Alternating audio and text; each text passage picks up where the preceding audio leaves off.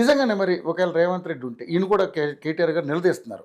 గతంలో ఎప్పుడైతే అక్కడ కూడా కర్ణాటకలో డీకే శివకుమార్ని అక్కడ ఉన్నటువంటి బీజేపీ నాయకులంతా నిలదీస్తుంటే మన తెలంగాణలో ఉన్న బీజేపీ నాయకులకి ఏమో ఇచ్చింది, వాళ్ళు ఎందుకు ఆయన మీద రేవంత్ రెడ్డి మీద అంత ప్రేమ పోస్తున్నారు, దీని వెనక ఏదో ఉంది కథ అని చెప్పేసి ఆయన అనుమానాలు రేజేస్తున్నాడు.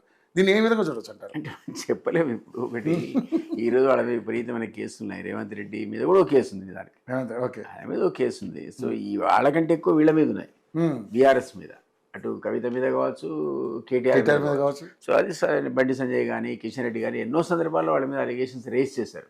అది రేవంత్ రెడ్డి మీద ఇప్పటికిప్పుడు మీరు పడడానికి ఈ తక్కువ కాలంలో ఆయన కొత్త స్కీములు పెట్టింది లేదు, మూసీలో తట్టడి మట్టి ఎత్తింది లేదు, ఎక్కడ స్కామ్ అని అనగలుగుతాం. ప్రభుత్వ పరంగా తీసుకున్న స్కీములు అయితే లేవు.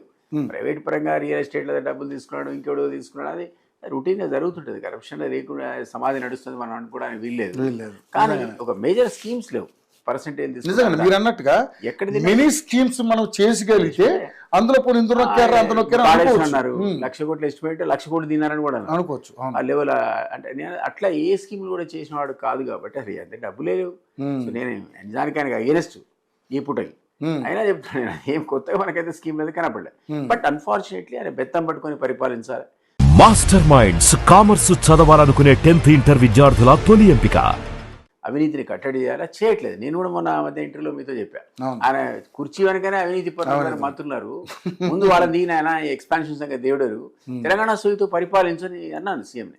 సో అది ఆయన చేయట్లేదు కాబట్టి అనుమానం వస్తుంది. ఇప్పుడు నీ అనుకున్నాడు అట్టున్నంత పర్సెంటేజ్ తీసుకొని బిల్లు పాస్ చేస్తుంటే నీ కూడా వాటా ఉంది అనుకుంటాడు, నువ్వు ఎందుకు అనుకుంటున్నావు మరి? కాబట్టి నేనేమంటానంటే ఆయన కట్టడి చేయాల్సిన అవసరం ఉంది. మంత్రులను అవినీతి అధికారులను కూడా కట్టడి చేయకుండా అడ్మినిస్ట్రేషన్ ఎట్లా తెలంగాణ పరిపాలన తెలంగాణ కోరుకున్నట్టుగా ఎట్లా అవుతుంది? కాబట్టి తెలంగాణ సమాజం అవినీతి పనులు సహించదు, ఇట్లాంటి విషయాలు అసలు వాళ్ళు కోరుకోలేవు కూడా.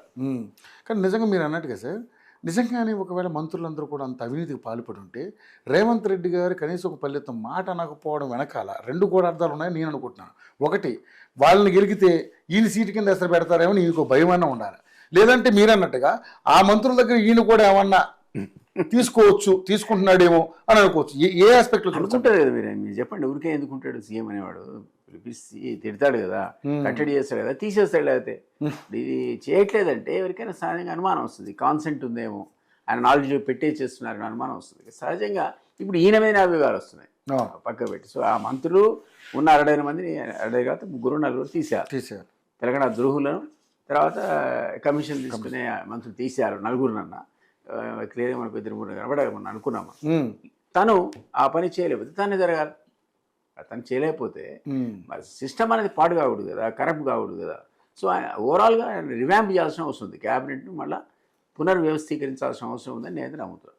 దానికి సీరియస్గా ఎఫర్ట్ ఆయన పెట్టాలి. అధిష్టానం కూడా ఆయన క్లియరెన్స్ చేయాలి. ఎవరు అడిగినట్టుగా అధిష్టానం కూడా సైలెంట్ ఉంటుంది, అసలు సైలెంట్ ఉండకూడదు కదా. కాబట్టి రాహుల్ గాంధీ గారి దృష్టికి పోయిందో లేదో తెలియదు, వాళ్ళ పార్టీ ఆఫీసులో ఆయన మీద ఆయన అనుకున్నోడే పిటిషన్లు రాస్తా ఉన్నాడు. ఇప్పుడు అంత డిజార్గనైజ్డ్ మీద వాడు. మాస్టర్ మైండ్స్ కామర్స్ చదవాలనుకునే 10th ఇంటర్ విద్యార్థుల తొలి ఎంపిక.